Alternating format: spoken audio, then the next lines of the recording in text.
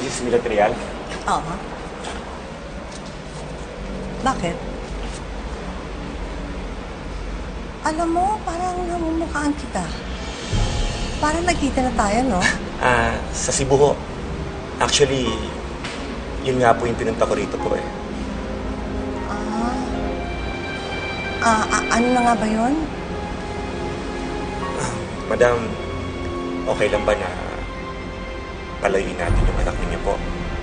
Maselan po yung pag-uusapan po natin. Sige. Sandali. Don, dito ka muna, ha?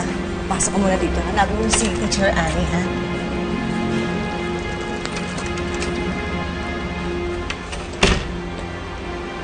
Ano mo gusto mo sabihin sa akin? Miss Rial, asawa niyo po ba si Engineer Anthony Rial, yung may project po sa Cebu? Bakit? May problema ba?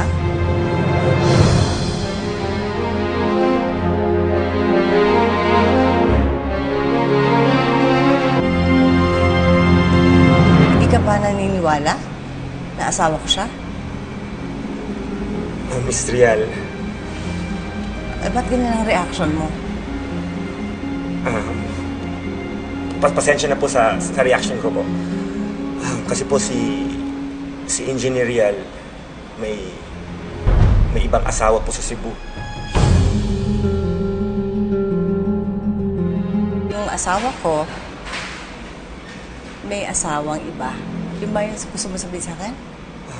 Hindi ho ba asawa ang tawag sa isang babaeng pinakasalan? At saka, yung asawa ninyo po, nagpakasal po sa Cebu. Bali, yung asawa ho ninyo, may ibang asawa po.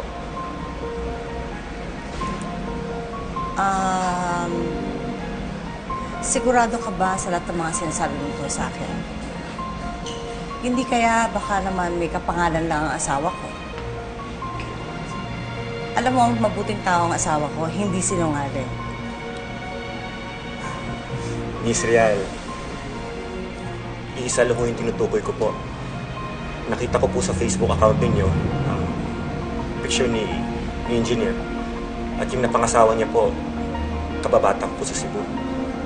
Kaya personal kong nakilala si Anthony. Miss Rial, naawa po ako sa inyo. Niloko po kayo ng asawa niyo. Meron ka bang katibayan sa lahat ng mga pinagsasabi mo sa akin? Meron ba? Miss Rial, huwag po kayong magalit. Concern lang po ako sa inyo. Sa kababata ko po, kaya po ako nandito at sinasabi ang lahat ng ito. Kung pruweba pong hinahanap ninyo, wala po akong dala ngayon. Pero ito lang pong mapapayo ko sa inyo. Pumunta po kayo sa Cebu para malaman niya totoong lahat na sinasabi ko. Israel, yun lang po.